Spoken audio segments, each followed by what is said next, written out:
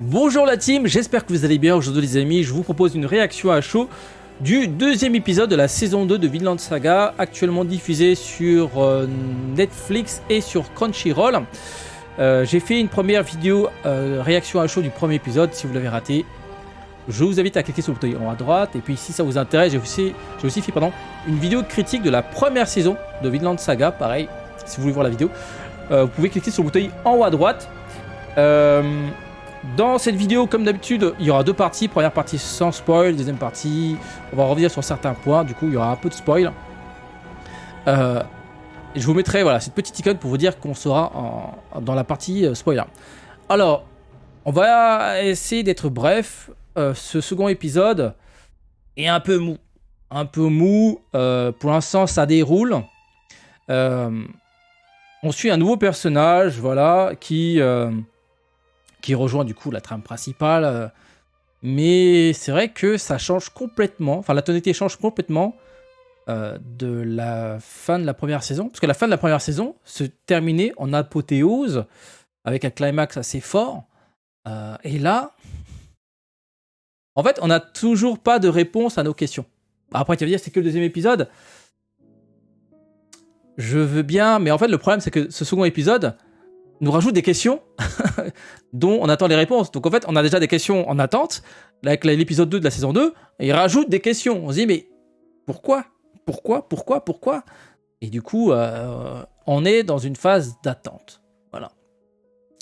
Bon, sinon, dans cet épisode 2, on retrouve un personnage un personnage principal, Thorfinn, dans son nouveau travail. Et j'avoue que il a un peu changé, notre cher Thorfinn. Et justement, on se pose la question, mais pourquoi ? Et puis on découvre un peu l'envers du décor, j'allais dire du métier, plutôt de la vie d'esclave. Chose qui est intéressante, à un moment, en fait, je sais plus quel personnage dit ça. En fait, il dit que... à un moment, il explique qu'en fait, un esclave peut s'affranchir s'il travaille et qu'il rembourse en fait son propriétaire. Mais par la suite, en fait, l'esclave, même s'il est affranchi, n'est pas totalement affranchi dans le sens où il va devoir travailler pour vivre.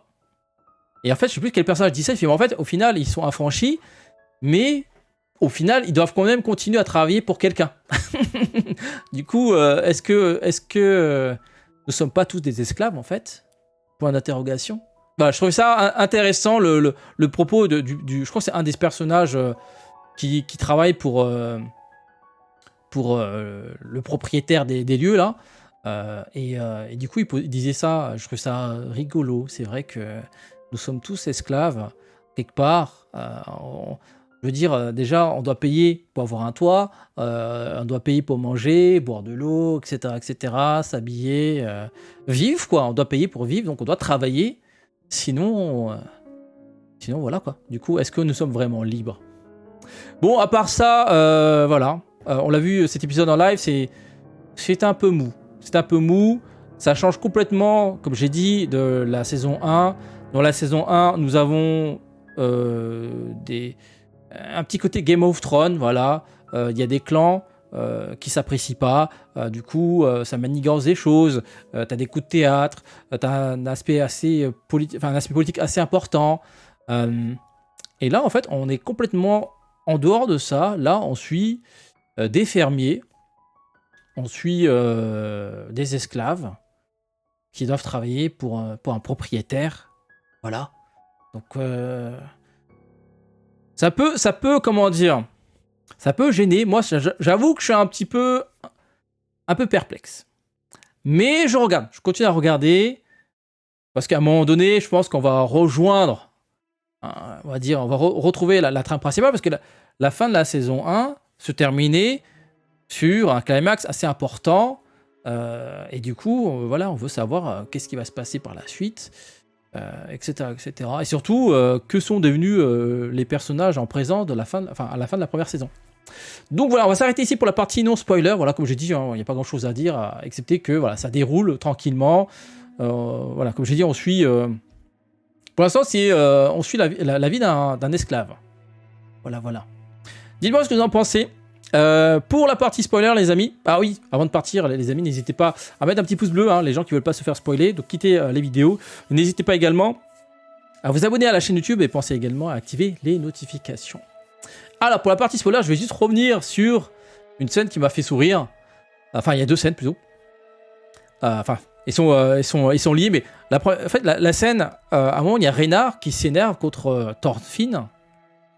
Parce qu'il trouve qu'il est mou, il a dit ouais, faut qu'on se rébelle, etc. On peut pas rester comme ça, est-ce que t'es pas d'accord? Il le soulève comme ça. Tu dis mais attends, mais Einar, excuse-moi, mais... En plus, il le raconte dans un de ses flashbacks, par 2 fois, son village a été pillé. Bon, la première fois, il était enfant, donc il pouvait rien faire. Donc on va dire que c'est normal qu'elle a dû subir la première agression sans pouvoir répliquer. La deuxième fois, excuse-moi, mais ta daronne, elle est morte sous tes yeux. Ta sœur également. Et qu'est-ce que t'as fait? Rien. Il s'est juste fait bolosser. Et donc là, je sais pas pourquoi, il a envie de se rebeller. Et il a 2 doigts de soulever, il a 2 doigts de balayer Thorfinn. Bon, en vrai, on aurait tous su l'issue du combat. Thorfinn, il aurait juste fait... je sais pas, il aurait juste levé un doigt et le mec serait mort 10 fois, tu vois. Parce qu'il faut pas déconner, quoi. Voilà. Mais j'ai trouvé ça rigolo. Chez le mec, il est tétanisé, il se laisse bolosser par les Vikings la deuxième fois. Il aurait pu au moins se lever et courir, quoi, et fuir avec sa sœur. Et ben non, il a rien fait. Et là, il veut se rebeller. Et en fait, la scène s'est désamorcée. C'est ça qui est assez ironique. Bon, c'est désamorcé parce que le propriétaire des lieux est arrivé, enfin le propriétaire des esclaves et de la ferme est arrivé. Et en fait, il voulait dénoncer les personnes qui sont censées les aider dans leur travail de déboisement, si j'ai bien compris. En fait, ces mecs-là, ils avaient amené leur petit déjeuner, sauf qu'ils ont pioché dans le petit déjeuner de Einar. Du coup, il était pas content. Le mec, il se rebelle parce qu'on a mangé sa baguette bien cuite, qui n'était pas bien cuite d'ailleurs. Sa petite baguette et son petit morceau de fromage l'Erdammer. Donc le mec, il a pété le seum pour ça. Par contre, quand sa sœur est morte devant lui, qu'est-ce qu'il a fait? Il a rien fait. Il n'a pas eu la force de se rebeller. C'est assez intéressant, ça. C'est intéressant. Bon, après, voilà. Pour revenir à cette scène, il allait balancer au chef des lieux. Il a dit oui, voilà, vos ouvriers, là, ils mangent dans mon panier repas. C'est pas cool. Et à un moment où il a commencé à balancer, il a vu une meuf. Je crois que c'est une esclave. Je pense, hein, parce que je sais pas, je crois pas que c'est encore présenté. Il a vu une meuf sur le chariot du maître. Et là, tout d'un coup, il s'est arrêté. Il s'est arrêté. Alors, du coup, ça rejoint la fameuse légende comme quoi, quand un homme a la Gaule, il a du mal à réfléchir, il n'y a pas assez de sang qui irrigue les 2 parties. Du coup, il s'est arrêté. Voilà. Toute sa fureur, toute sa rage est partie en bas lorsqu'il a vu la jeune demoiselle. Puis, du coup, il n'y avait plus assez de sang pour irriguer le cerveau et il a bugué. Voilà, je trouve ça rigolo. C'est quand même... Enfin, je l'aime de moins en moins, Einar. Voilà, je le dis. Alors peut-être qu'il va évoluer, il va devenir un Shad. De toute façon, dans cet animé, j'ai l'impression que faut pas se fier aux apparences. Hein, une serviette peut se transformer en Giga Shad en un épisode. Donc à tout moment, Einar va se transformer en vrai bonhomme. Et à ce moment-là, il va prendre des choses en main. Mais pour l'instant... ça me dérangerait pas qu'il se mange une flèche, tu vois, et qu'il meure. Ça me dérangerait pas du tout. Voilà. Par contre, Thorfinn, grosse interrogation. Qu'est-ce qui lui est arrivé, en fait? Il est où le Thorfinn sanguinaire qui a le regard rempli de haine, qui a envie de tuer tout le monde? Est-ce que c'est le fait d'avoir perdu 2 pères qui l'a rendu mort? Voilà, Thorfinn, t'as vu ce regard? C'est pas le regard d'un guerrier, ça. C'est le regard d'un mec qui est mort. Voilà. Et surtout, il s'est retrouvé esclave. Et s'est retrouvé esclave. Le mec, s'il veut, il peut tuer tout le monde, là. Il dit, comment ça, moi, je suis esclave? Moi, si je vous bute tous et je récupère les terres. Là, j'avoue ne pas comprendre. Qu'est-ce qui s'est passé? Est-ce que c'est l'électrochoc de voir Askeladd, mourir? Ah, mais voilà, c'est cette fameuse scène où... Je dis, Thorfinn, il est mort, en fait. Il n'y a plus rien dedans.